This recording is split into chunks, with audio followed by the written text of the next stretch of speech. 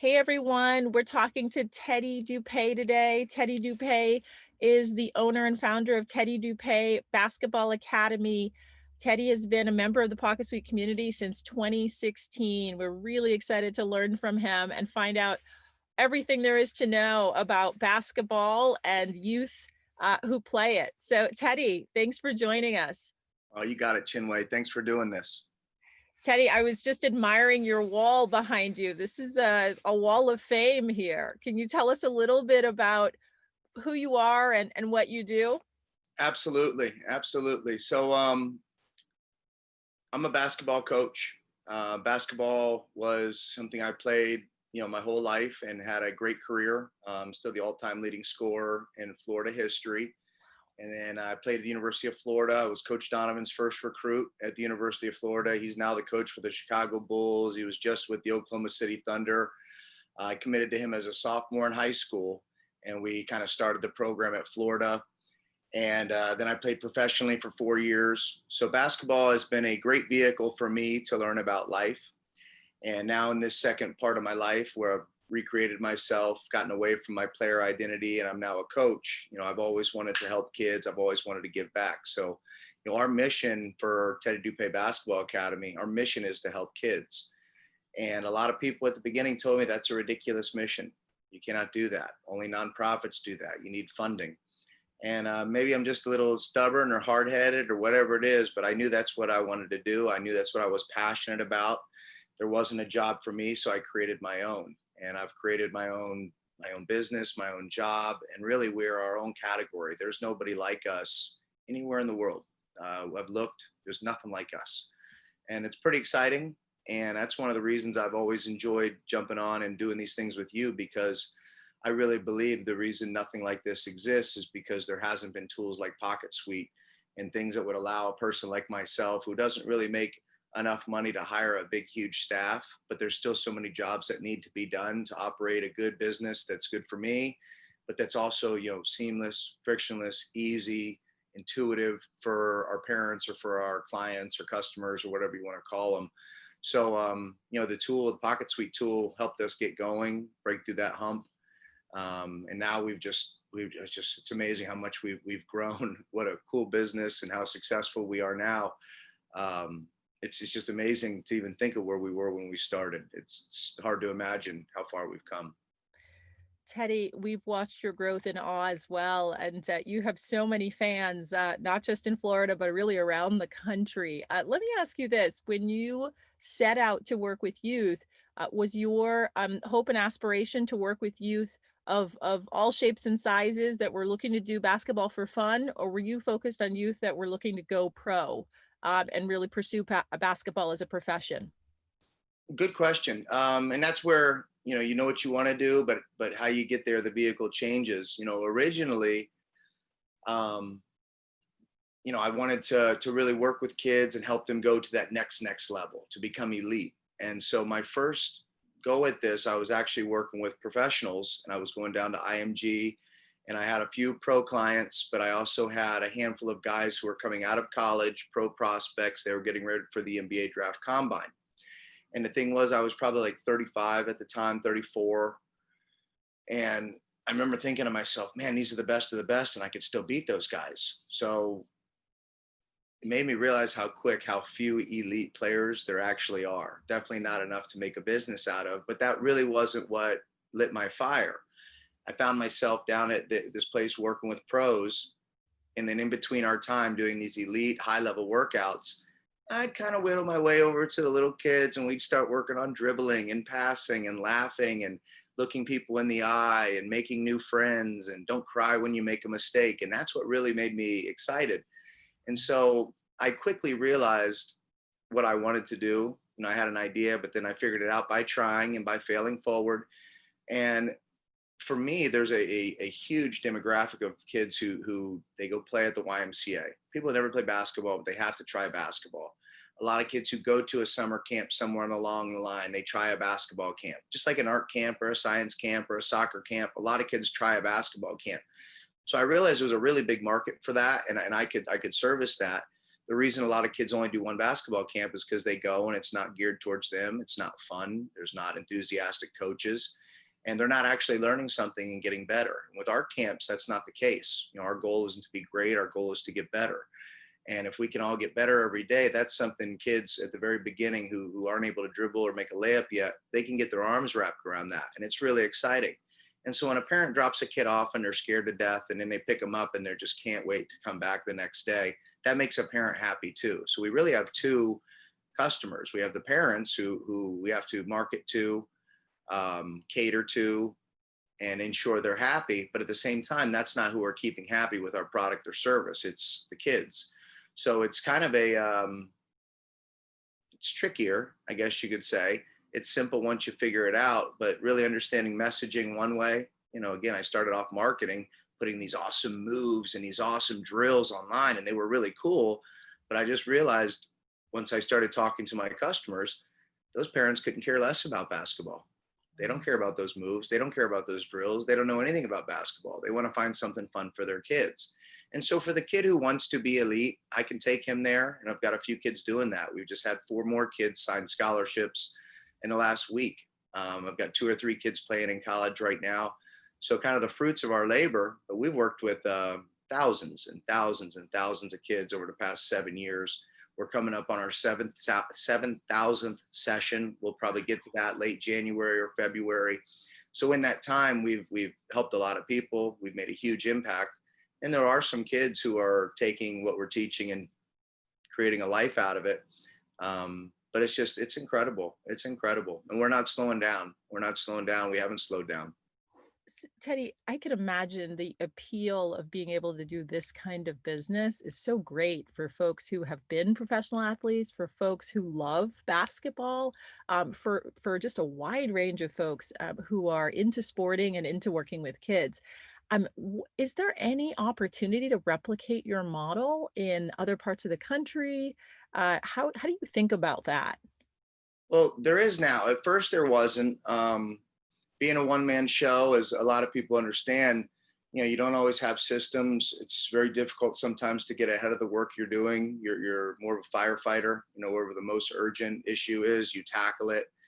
And so planning ahead is sometimes difficult, and building systems is even harder. Again, with our growth, we have been able to put some really cool things together. We've failed a few times. We put an app on the App Store. It went really well. But then once I got going with that, I realized once again, that wasn't necessarily what I thought I wanted. We did it. Once we did it, we realized that's not really what we wanted to do, but we had to do it, and we had to screw up to figure it out. Right now, what we've just done is we are in the midst of our very first, we call it a ghost page, where my leagues and my models, I've taken my website that we've developed, and we have made it like a ghost, an evergreen type thing, where somebody else can take our system, they take our website, our registration, our whole 9 yards, and even some of our marketing strategies. They put their name on the league, and it's sort of like a basketball league in a box. It's great for people that don't have a basketball professional, in their little area, but they have kids in a gym and they want to do a league. That has gone really, really well. After a few failed attempts, I think we've got it finally figured out. So now when people come to our stuff and they're like, wow, Teddy, could we do this in our local neighborhood? We don't want to drive to Tampa. Now they can. And then the other thing that I am inches away from, I just have 2 or 3 people who are already on, they're ready to go. Coaches who are retiring, guys who have been playing for 10, 15 years. A lot of people see what I'm doing and they do want to do that. They realize either A, basketball is done, they can't play anymore, or A and B, they've done that, they've retired, they've tried working a job and they hate it, just like I realized I hated it. And so they're asking me, how can they help? So the same thing, showing them, the steps to take, the tools that they need, helping them get those things set up so they can get a well-oiled machine without having to go through the trial and error, because even the most stubborn, hard-nosed person might not be able to persevere like I did to get to this point. And I realized that. And at the end of the day, what we do is just too important for us to leave it to the chance of, hey, is player XYB stubborn and hard-headed enough to stick with this long enough to figure it out so they can help thousands of kids. So the idea is I'm at my bandwidth, completely full. We couldn't take, and we do take more, but I couldn't take any more kids. There's no more time in the day. So the only way for me to help more kids, which is our mission, is to turn around and start helping coaches and help them put some systems in place so they can bring more kids in. If they want to use our philosophies and our techniques, especially with the off court basketball stuff, which I think is really important, they're going to use that. We're going to give them training, that support, guidelines, guidance, whatever it may be. And if somebody has their own basketball strategies they want to teach the kids, what's the difference? It's all good. So we have gotten away from, again, trying to be the expert in basketball, even though, You are an expert. and we've really taken our, thousands and thousands of hours of working with kids, helping them get, not be scared, helping them get over that initial hump of being afraid of other people. All these things that would prevent somebody from learning a basketball skill, we've addressed those head on. And 5 minutes into the training, we don't have any scared kids anymore. So people will take that. They'll get training from us on that, how to deal with the parents, how to do the merchanting, how to do the messaging. And that's where, like PocketSuite is just, it's an unbelievable tool. I couldn't imagine any business owner, whether they're, like they say, a solopreneur, whether on their own, whether, one man wrecking crew, whatever you want to call it, or even a business that is huge already. The way PocketSuite is grown and developed and continued to evolve their app, I couldn't see really any business that wouldn't be able to benefit from it, especially because it's so inexpensive. I don't know how it wouldn't fit into anybody's business model, or improve an existing system that they already have. And so I love it. I've been here so long. I jumped on because you did recurring billing and it was text message, and that was all there is at the time. I saw an email one time and then I looked for it again. I couldn't find it. So I searched through my emails and I found it. I said, yeah, I like that. I really like that, because I had looked at everything and things were either too expensive or they weren't going to fill the need that I had. We had gotten a little momentum, and PocketSuite was the only thing that worked. And here we are. I love to hear that. Teddy, I'm so impressed with your ability to take, the system that you've built and basically kind of build it into kind of a basketball camp in a box, or basketball camp as a service, and really sort of shift your focus at some level to training other coaches to do what you've done, which is no small task. I've spent some time on your Facebook page and your Facebook group, and the amount of comments that I see from parents who are just so moved by what you've done for their kids, not just on the courts, but what you've done for their kids in terms of helping to build their character, in terms of helping them understand the bigger picture and understand how they can contribute. It's pretty amazing. Is that something that can be replicated? Yeah, it is, because it's not me, really. It's not. It's that kids are in such need, especially right now. The way kids are so insecure, as are adults. When kids walk in the gym, and we're to the point now we have them trained up. And this is one of the most impressive things parents always tell me. Their kid is crying in the car. They finally get them upstairs. They get them in the gym. Oh my gosh, the sky is falling. And then our little kids walk right up to them, look them in the eye, and shake their hand, and introduce themselves to the kid and to the parents. And you just see this balloon. I mean, now they're smiling, and they take them to meet the other kids, and now they're friends. And I look at the parent and say, okay, we got it. And they're shocked. Their head is spinning. What just happened? Those types of things. And I tell them, whether it's your first day of school, whether it's your first date, your first prom, first job interview, everybody's going to have these butterflies. Everything you feel, everybody feels that. Am I good enough? Am I going to be liked? Am I dressed properly?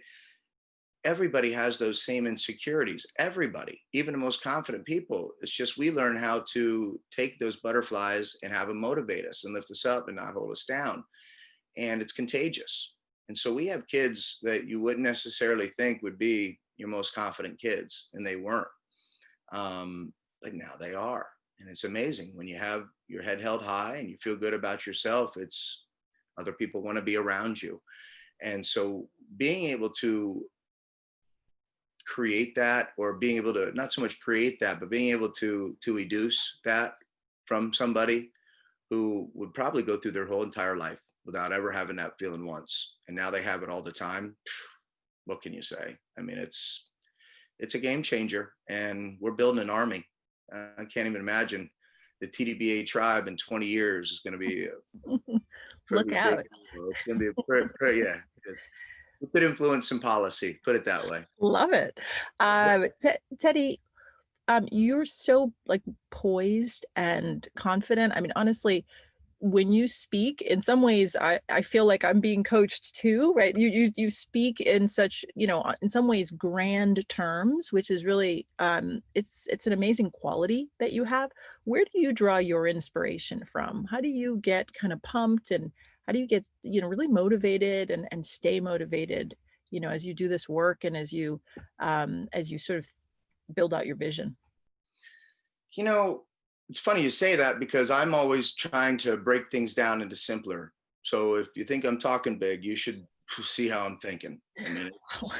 it's big. It's real big. And when I was younger, sometimes I would say what I was thinking all the time, and it would just be too big and outlandish for some people to understand. And a lot of people would push that away. And so you remember being a young entrepreneur, you don't have age on your side, results on your side, experience on your side, and now you're coming in with these big, huge visions to people who have probably been through it and tried it, and we're like, come on, take it easy. It's too hard.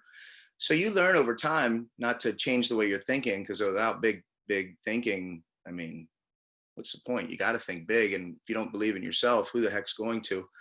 Um, but I mean, I've had I mean, as elite coaching as you can get. And not just, hey, my coach and so, nobody's heard of him. I mean, the best of the best, the people who are paid, you know, 7, 8 figures a year to coach on the highest levels of multiple sports. Some of the most in Robert Kiyosaki, the Russ Whitneys. I mean, these are people that I've not only worked with, but they've utilized me and my skills to build massive programs to distribute their teaching philosophies. So those smart people who everybody knows, they also have way even smarter people around them. So as you're collaborating with these people, you're really learning from the best. You're bouncing ideas off them. You see what's coming back. You see what's working. You see how very smart people respond to different ideas. So really, it's just a matter of learning. And you break it down to its simplest form. Same thing I tell the kids. We've got one goal, and our only goal today is to get better. If you can just get better every day. And so you have a bad day, that's fine. Get better from it. Learn from it. You have a great day, perfect. That day's gone though. Now we got to get better. And so, once you teach kids that the most important skill is listening, how do you listen? You listen with your eyes, you hear with your ears, you pay attention to everything. You learn what to do, what not to do. And all the while, you just got to immerse yourself in the idea that we have to get better. We've got to improve our position. And that probably comes from my sports background, but I've probably honed those skills more in the last, well, I'd say 7 years, because those first 2 or 3 years, we were on the edge every day. At any day, something could have happened that would have imploded the whole thing. We wouldn't have quit. But man, at those times, I was probably the only person, including my parents and my sisters, who they support me all the time, no matter what. But it would have been a very smart move to quit and try something different. When you really looked at what we had going on, but I was having fun. I was having fun. I was helping kids. I kept telling myself that if I was filthy rich, if I won the lotto, if I had $100 million, this is what I would do. I wouldn't have a boat. I wouldn't be in the Caribbean. This is what I'd be doing. So you keep telling yourself that, right? Because that's the only thing that keeps you going. This is what I like to do. This is what I do for fun. And then boom, just like that, it erupted on us. We figured a few things out with our marketing. We figured out a few things with our messaging. And we really figured out, once somebody came to us, how we were going to necessarily onboard them and get them from a point where they were showing interest. What did the parents want to hear? What did the parents need to see? But then what did we have to fulfill and deliver when the kids came in, even the process before the basketball started? And once we put those pieces together, we had them. We just didn't have them connected. We were doing everything right, just in the wrong order. But we just had to stick with it, keep trying, didn't get discouraged. And then once we got it, I mean, man, we have just grown. I mean, the shutdown was tough. We had a pretty big pullbackness, what you would say, and part of that is our business model. We're on the subscription model. And so 1 month people stuck on, 2 months, 3 months where people were trying to pay for a service that they couldn't even receive. I I mean, how could you do that? So basically it took us 5, 6 years to build up to where we were. We were very close to our first big membership goal. I mean, it was exciting. I remember thinking we got to 97 members, and I remember looking at it and I was so excited. And this is before, maybe a couple of days before shutdown. And I Oh, said, oh no, why did I just think that? We're doomed. And sure enough, boom, there it went. But now we're building back up. And I'd say, I mean, even the way PocketSuite has continued to develop and develop and develop. I mean, I still use PocketSuite for all of our text messaging. It's my business number. I prefer it for all of our recurring revenue. But we've kind of taken that because the way we do sort of an e-commerce storefront, mhm. and I want to build this basketball app that reaches the whole country. So we have a very robust online marketing, retargeting, all sorts of very cool stuff on Facebook and Google. And so I needed to build a system that was, able to talk and communicate and use all those pixels and everything. And so we've continued to develop that constantly. If I get a little bit of money, I pour it back into the business. And so I've even picked up a lot of that stuff. I'd get the PocketSuite, and every single day there was a new update. I was like, okay, that's what Chinway's doing. That's what I got to do. Oh, another update. I'd call my guy. Hey, we got to do something new. He goes, what do you want to do? I said, I don't know. We got to do something. We need an update. But again, I pay close attention to the people that I look up to, and I pay even more close attention to the people that that I don't want to be like. And I see the people that fail, and I listen to the excuses, and I listen to people finger pointing and blaming other people when things don't go their way. And that's what I don't want to be like.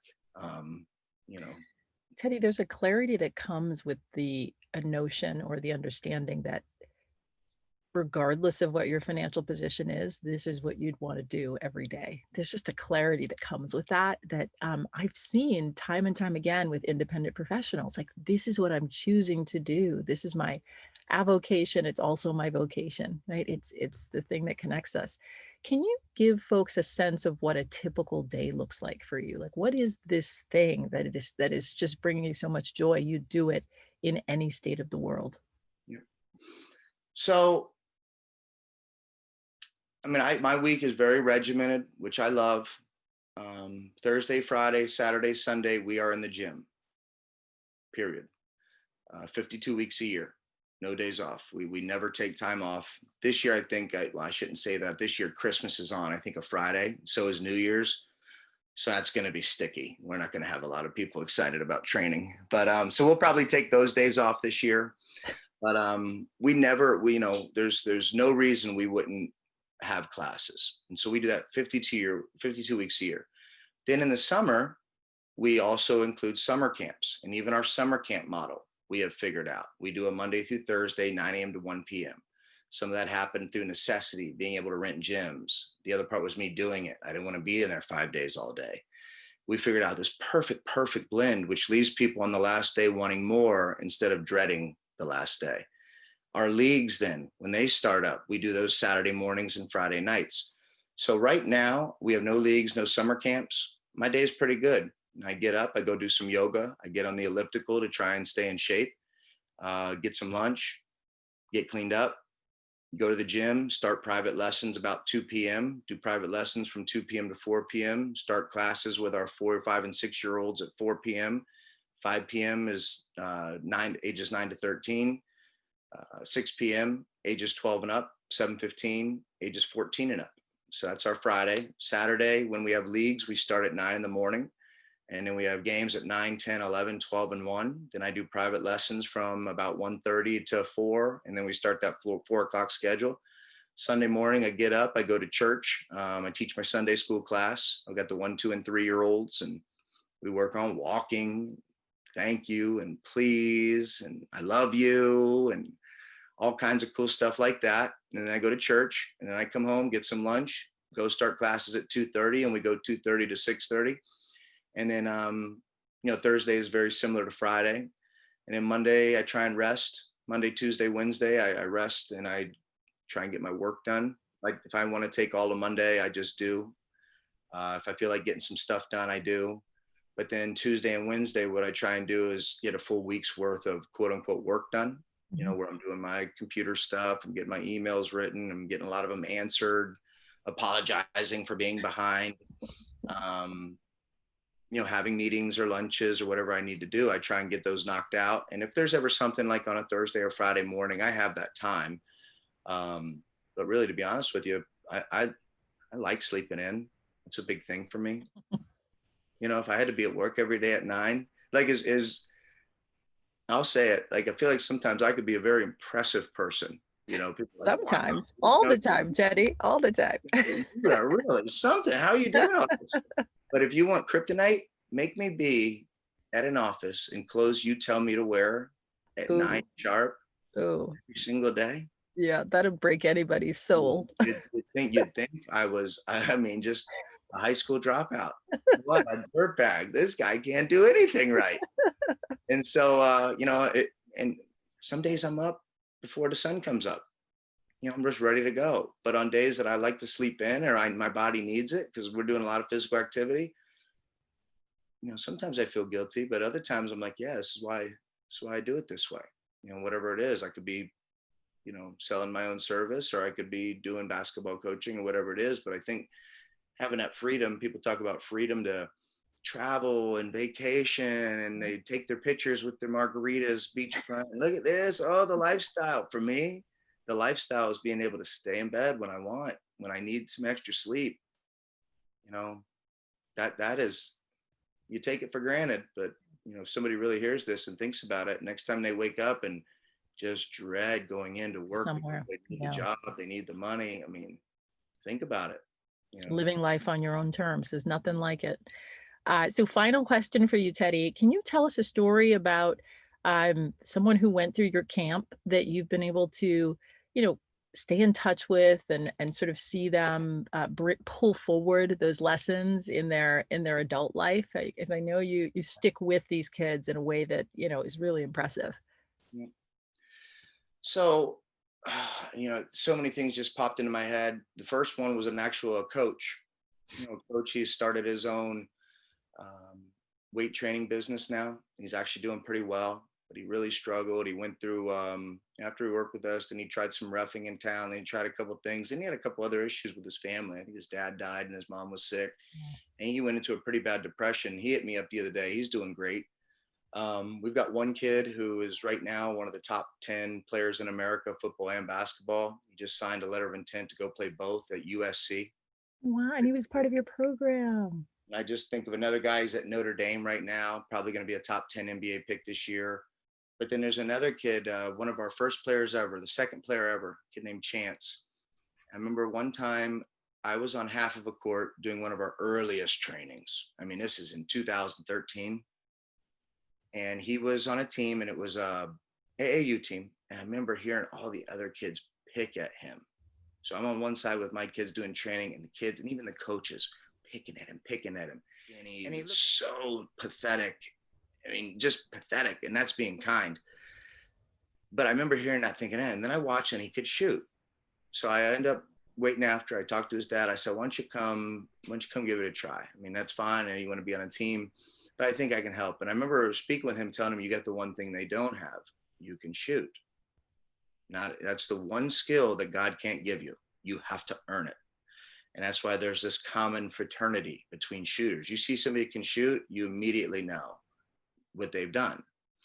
And he worked and he worked and he worked. And right now he's playing basketball at Florida Gulf Coast University. And he sent me some videos of him the other day. And I actually posted it back on. I usually don't do that. I post our own stuff. And I kind of sometimes stay away from poking the bear, especially right now. But I posted it on my social media, my personal one. And I said, where are all the kids that wouldn't train? Where are all the kids that were making fun of you? Where are all the kids, that refuse to do anything except play on AAU teams? And where are they now? And here he is. He's this big, strong, good looking kid, proud of himself for sticking with it.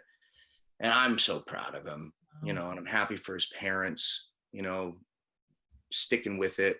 I mean, telling him he can do it. And that's just one. We got hundreds of them. I mean, I got to tell you that the kids are who we're helping, but the parents, I mean, we're fixing marriages here. Wow. We really are. And people that are having so much disagreements about how to raise their kids. Mom or dad wants the kid to be tougher. Mom or dad is babying this kid. They're going head to head about it. The kid is misbehaving. Confidence is falling apart. They come give it a try, and the next thing you know, everybody's happy. Everybody's happy. Um, I mean, if you could see some of the stories that the parents, I mean, these are the ones they're bringing to me, willingly, voluntarily, telling me how happy they are with what we're doing. So, what can I say?